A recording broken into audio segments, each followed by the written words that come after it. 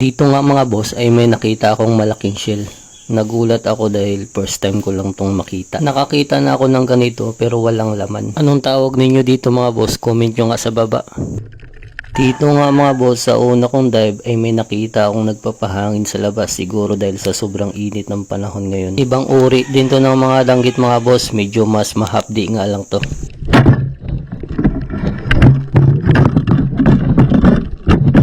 Sa paglilibot ko nga mga boss ay may nakatingin na pala sa akin, kaya ito, wag na nating patagalin.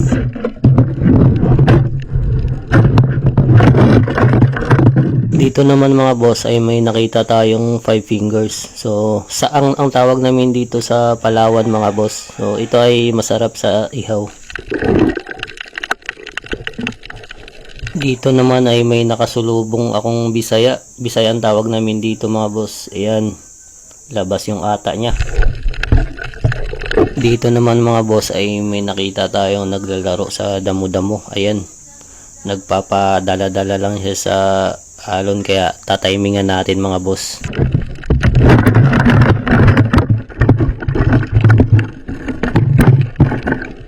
Ito naman mga boss ay biglang sumulpot. Wag ninyong apakan to mga boss o hahawakan dahil napakadelikado nun. Ito mga boss ay ibang uri na naman to ng mga danggit. Tagbago ang tawag namin dito. Sa mga nagtatanong kung may hito ba sa dagat, opo, may hito po. Ito po. Meron din pong hito sa dagat. Dito naman mga boss ay may nakita tayong nagtatambay sa kanto. Kanoping ang tawag dito mga boss. Bunggok naman dito sa amin mga boss. Galing umilag ah. Kasa natin ulit mga boss.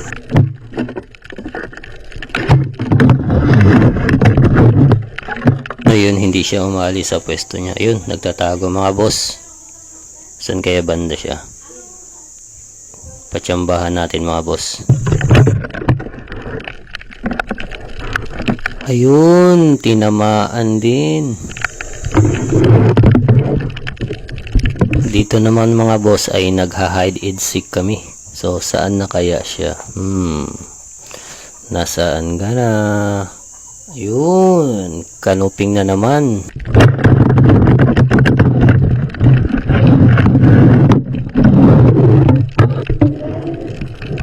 Mukhang may nagpapa-aircon sa ilalim kaya silipin natin mga boss. Ayan, baga-baga kung tawagin dito sa amin mga boss. Ang taba nito, medyo malikot siya kaya tatimingan natin. May nagha-hide and seek na naman dito. Tanggalin muna natin dahil hindi na naman natin makita ang dulo ng pana. Ito, hindi ko alam kung anong tawag dito. Basta isda siya. Dito ay may nakita akong nagtatambay sa rooftop. Ibang klase na naman to ng danggit mga boss. Camouflage.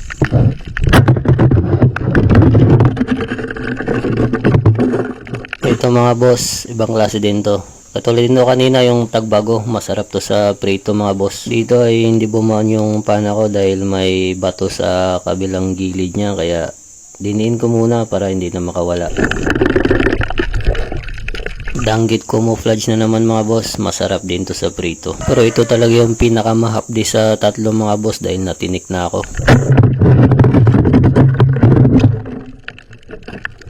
Ito mga boss, katulad dito sa isda na hindi ko alam pangalan, medyo mas malaki nga lang to kaysa sa nauna nating nakita.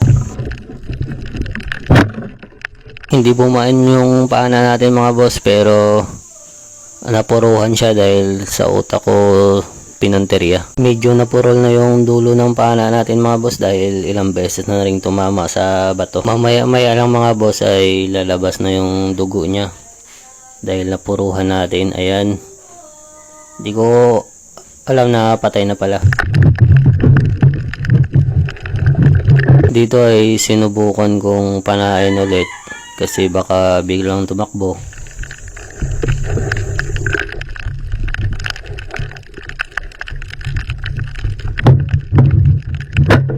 Nung nag-miss ako mga boss ay hindi siya tumakbo, so doon ko na na patay na pala kaya pinulot ko na lang. Ito mga boss ay masarap daw to, sabi ng mga kaibigan ko nung sila ay nabubuhay pa.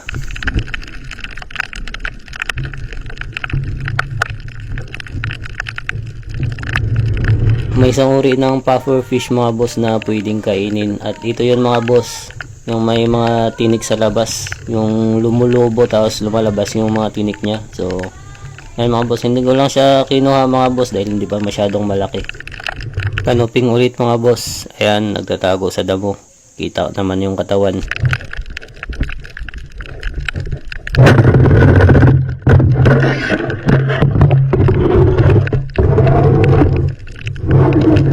Dito naman mga boss ay may nakasalubong tayong malaking shell. Ayan, kumakain ng damo-damo. Ayan, yung kulay green na yan, kinakain niya pala yan. Yan pala yung pagkain niya. So first time kong makakita nito mga boss, kaya gulat ako. So hindi ko muna siya hinawakan kasi may mga shell na biglang tutusok na lang sa kamay mo kapag hinawakan mo, kasi may mga ganun talaga mga boss. Tapos nakakalason pala. Yan. Ito pala mga boss ay masarap daw to sa adobo or adobong gata. Ayan. Anong tawag ninyo dito mga boss?